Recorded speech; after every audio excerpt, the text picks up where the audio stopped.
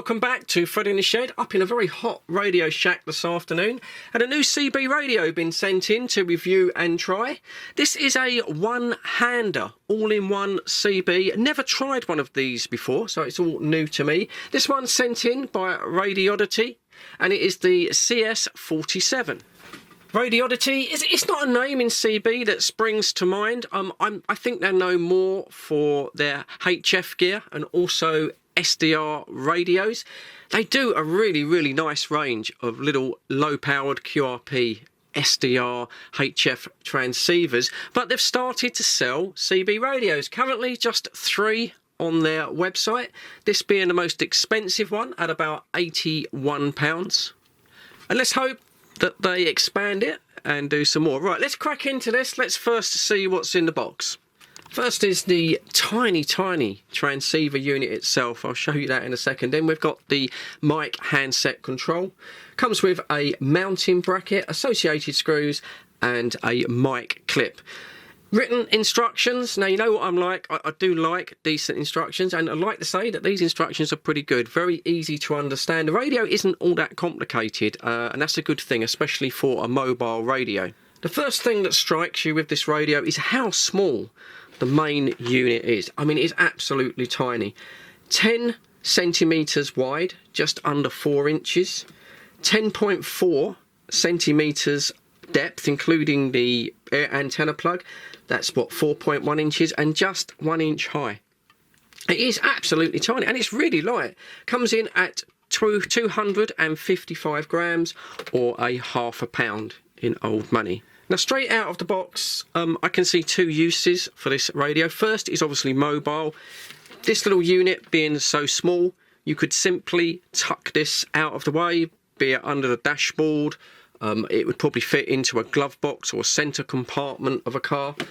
And then really all you've got then is the microphone control unit outside. And that comes with a plug. It looks like a Cat 5 plug to me. So you might be able to extend that even further. It's quite long, the mic lead.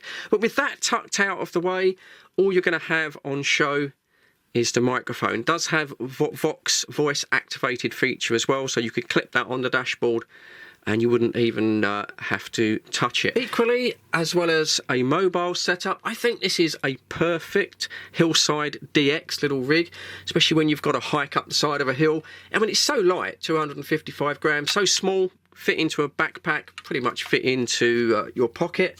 On legal power, the radio draws just 2 amps maximum at 4 watts and 0.3 of an amp at receive. So it could easily be run by one of those lithium-ion battery packs, or even, say, a motorcycle or a 12-volt moped battery. Perfect little DX radio.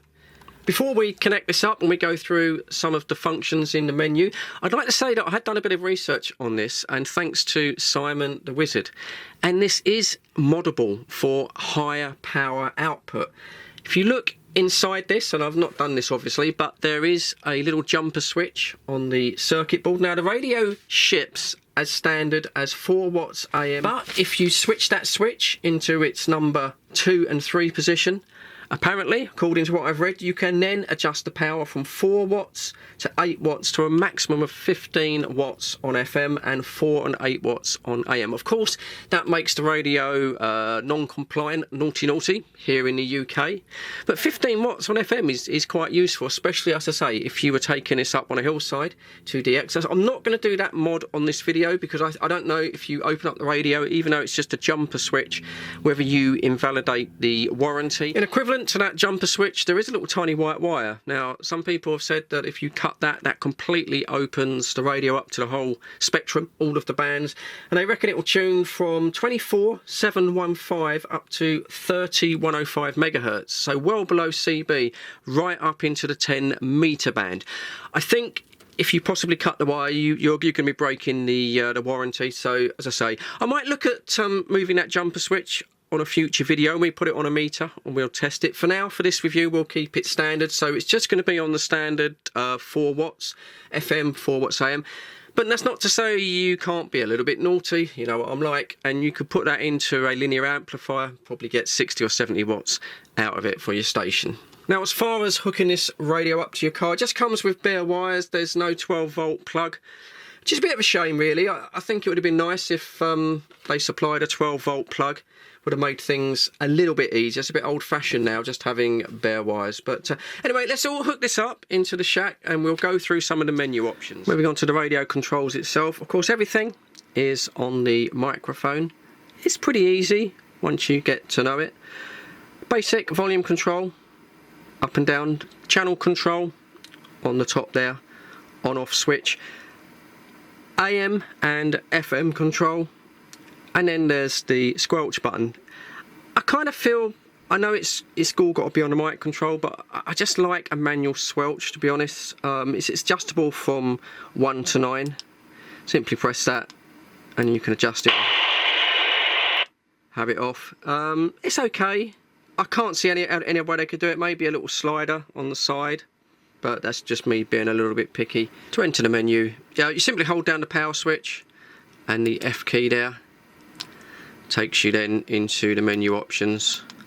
I mean, I'm not going to go through all of this. You can switch the Roger beep on and off. Does have noise reduction system. This is quite good actually. This is something, it does have an active noise suppressor and it works on a DSP, so a digital noise suppression system. We'll be trying that out when we get into the shack, but I think that's a little bit more effective at knocking down the background noise, especially for weaker signals.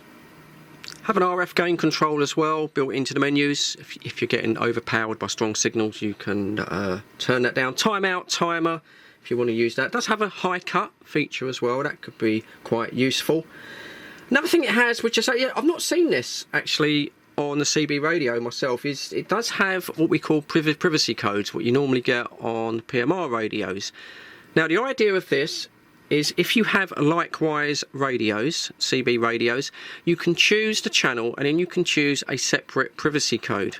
And with two radios set on the same CTCSS code, basically the two radios will only communicate between each other. They will reject all other signals coming in. Gives you a degree of privacy. Of course, that's fine, but anyone on a normal radio, they can hear your conversation, but they won't be able to transmit and cut into your conversation. So if you're in a group of going out on a trek or something, that might be useful for you. And of course, you can switch off the key beeps, which is the first thing you're going to do because they're bloody annoying. It does have mic gain control, which is quite useful, and of course got that voice activation setting, which if you're going to use this mobile, just keep it on the dashboard, you can use that. And I think that's really about it. It's relatively easy once you get into the menu system and work out how the buttons press. Fairly easy to activate all that. Most of that, once you've set, you probably won't adjust it. Like most radios nowadays, this comes preset with all the European bands, which include the USA bands. Has the UK radio channels preset into it. They're a little bit odd, I don't know. To activate that, before you switch the radio on, you hold down the power button and hold down the AF. Release it. Comes into CB mode, and now you can flick through all of the different modes there. And for the UK, we simply put it on U, key the mic, or press that. There we go, and we're now on the UK FM channels. Take this down to the shed shack now because it's a little bit hot up in the main shack here. Been quite a lot of bit of skip coming in over the European channels this week, so hopefully we can see how it receives. I'll try and get a contact if I can on the UK FM. Of course, you can plug in an external speaker if the radio sounds a little bit quiet, but you are stuck with the microphone that comes with the radio, so let's hope it's a good one. Okay, join me down in the shed shack. Okay, Dan, testing 1 2 1 2 audio. How's that sound? That's just on the 4 whiskies. Yeah, you're making a trip there, Fred. No problem. So Dan, I've got the mic gain on this radio set quite high. Is it distorting at all, or is it coming through clear? Back to you, mate. Yeah, it's coming through quite clear, Fred. Yeah, give us a bit more audio. Yeah, no problem then. Yeah, Mary had a little lamb. It's fleeced. Yeah, well, all copied there, Fred. No problem at all. Nice clear audio. No problems there. And your 5 watts is getting through, so your antenna's working okay. And Chris noticed it's getting dark up there, and there are some clouds around, but think we're going to escape that storm. I think it's going to bypass us. It's going to be more over to the west, I think. It's nice to know that FM still works. And I say on legal power as well, just on the 4 watts. I mean, you're not far away, are you? You're about 7 miles or something. But it's nice to know we can still do it without having to run any extra. Back to you, mate. Fred! Oh, who's that? Hello, Fred. Long time no speak. Is that Slippery? It certainly is, mate. How the devil are you? I'm really good now. I was a little unwell a couple of weeks ago. I had a really bad ear infection. It took me out for about 3 weeks. But, yeah, I'm really good. How you been, Nick? I haven't spoken to you for weeks. Oh, weeks? I reckon it's months, mate. I can't remember the last time I spoke to you, but yeah, you know, I've had a busy weekend. I'm doing a video at the moment, Nick. I'm testing out a new radio, so I hope that's okay. Yeah, no problem at all, Fred. I will mind my language. I'm just running the standard 4 watts, and you sound really nice on it, Nick. How am I coming across to you? Well, you are 5 and 9 plus 10, and I can't fault the audio. It definitely sounds like yourself. Out of interest, how big is the radio? It is tiny, mate. It is tiny. It's 10 centimetres wide, right, by 10.5 centimetres. Yeah, all received, yeah. Oh, well, that's not bad for a little radio like that, is it? Is it all mode? Is it sideband as well? No, sadly not, Nick. No, you don't. It's a shame, isn't it? Yeah, if they could knock that out for 80 quid. No, it is just purely AM and FM, yeah. Well, I'll tell you what, Fred, I can't fault you for a little 80 quid radio that sits in the palm of your hand. It's doing a good job. You're coming across to me as strong, well, almost as strong as what you do on your normal setup, to be fair. There's not a great deal of difference. All right, you're 5 and 9 plus 15, 20 on your normal setup, but you are just breaking into the red. But I can't fault the audio. It's absolutely crystal clear. It's lovely.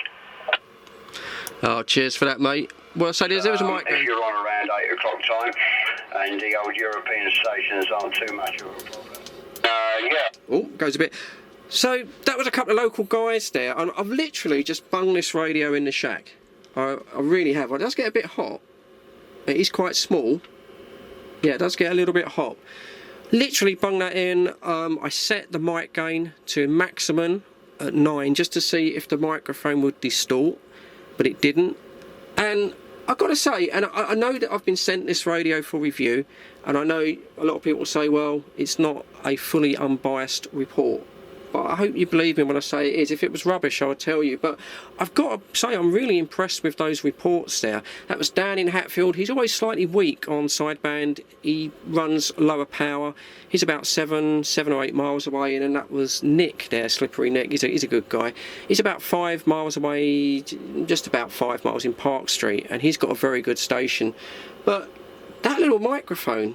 Sorry, that little speaker on the microphone, I thought it might distort if I turned it up, but it's rock solid. Sounded really nice. I hope it comes across on video how well that sounded. And I've got hearing issues, and I heard that no problem. And the signal reports for those guys coming in as well. Just on the 4 whiskies, getting very good signal reports, as you heard. I've got to say I'm impressed. I really am, actually. It does get hot. That's the only problem. So that was UK FM. Local chat, just what you'd use CB for. I am impressed by that little radio. Going to bring this one to a close now.